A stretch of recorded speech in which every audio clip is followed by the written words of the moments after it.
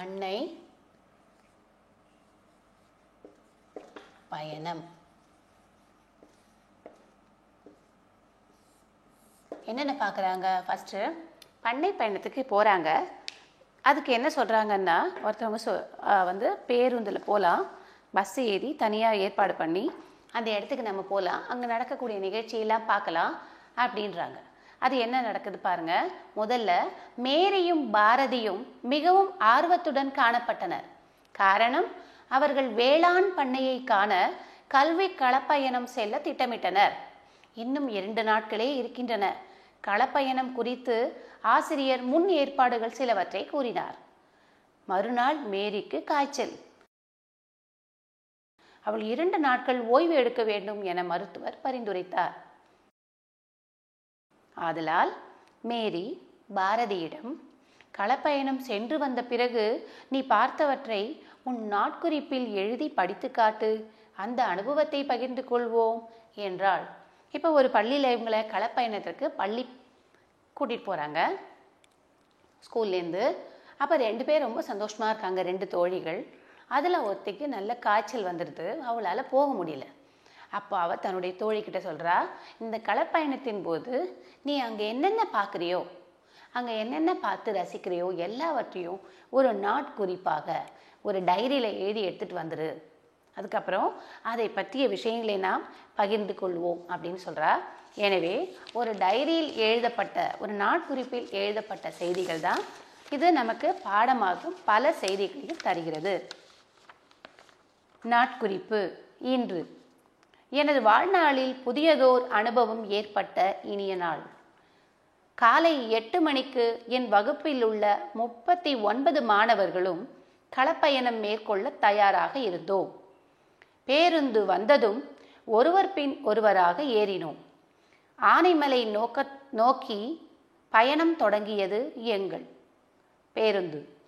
1 மணி நேரத்திற்கு பிறகு நாங்கள் முத்து அவர்களின் வேளாண் பண்ணையை அடைந்தோம். முத்து ஐயா எங்களை அன்புடன் வரவேற்றார். வேளாண் பண்ணையில் கண்ணுக்கு தெரியும் வரை எங்கு பார்த்தாலும் பச்சை பசேலென வயல்வெளிகள், மரங்கள் மற்றும் செடி கொடிகள் காணப்பட்டன. தென்னை, வாழை மரங்கள் நிறைய இருந்தன. தக்காளி, கத்தரிக்காய், வெண்டைக்காய்களை கூடையிலே சிலர் சேகரித்து கொண்டிருந்தனர். மல்லிகை பூந்தோட்டத்தில் இருந்து நல்ல மனம் வந்தது. அங்கே மல்லிகை மொட்டுகளை சிலர் பறித்து கொண்டிருந்தனர். பச்சை பசேலென வெகு தொலைவு வரை நெல் பயிரிடப்பட்டு இருந்தது. அது காற்றில் அசைந்தது. பார்க்கவே கண்ணுக்கு குளுமையாக இருந்தது. நெல் பயிரின் வரப்பில் நாங்கள் ஒருவர் பின் ஒருவராக சென்றோம். நண்டுகள் சில ஓடின. எலி ஒன்று ஓடி மறைந்தது. பட்டாம்பூச்சிகள் பறந்து கொண்டிருந்தன. தென்னை மரத்தில் ஏறி சிலர் தேங்காய்களை பறித்தனர். சிலர் தேங்காய் நார் உரித்து கொண்டிருந்தனர். முத்து ஐயா எங்களுக்கு இளநீர் கொடுக்க சொன்னார். அனைவரும் இளநீர் அருந்தினோம். எங்கள் தாகம் தீர்ந்தது. அப்போது மாணவர்கள் சிலர் திடீரென கூச்சலிட்டனர். என்னவென்று பார்த்தால் அருகிலிருந்த மரத்தில் குரங்குகள் தாவிக்கொண்டிருந்தன. மாணவர்கள் அவற்றை விரட்டுவதற்காக குச்சியை எடுத்தனர்.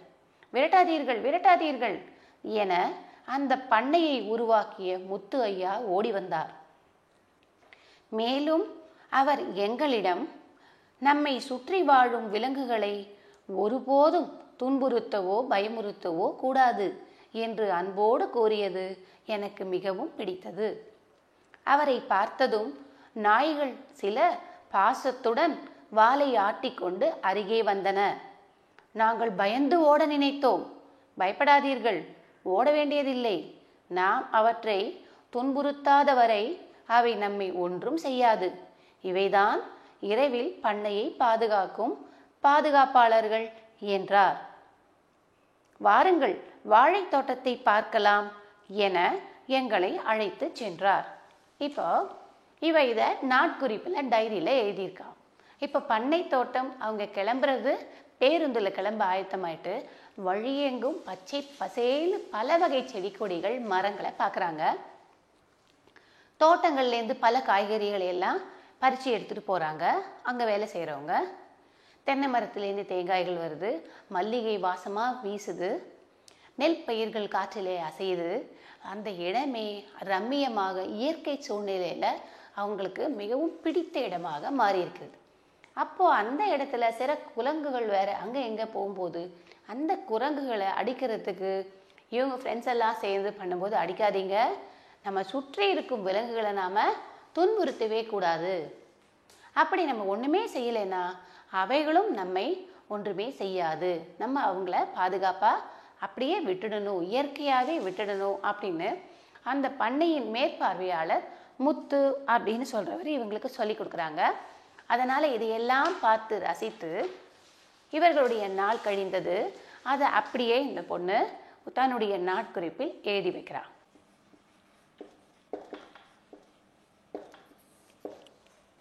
முதல்ல பண்ணையில் உள்ள தோட்டத்தில் என்னென்ன இருந்தது? தக்காளி, வெண்டைக்காய்,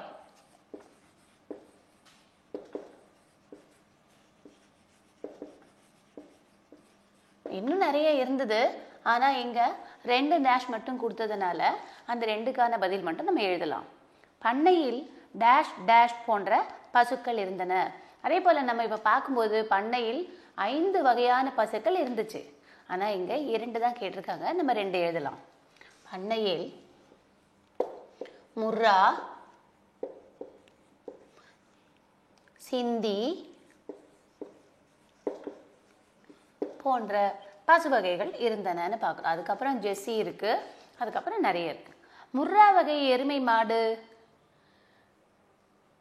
இப்போ நம்ம பண்ணையில் முர்ரா, சிந்தி போன்ற பசுக்கள் இருந்தன. ஏன்னா முர்ரா வகைன்னு பார்க்கும்போது எருமை மாடு நம்ம தனியாக கொடுக்குறோம்.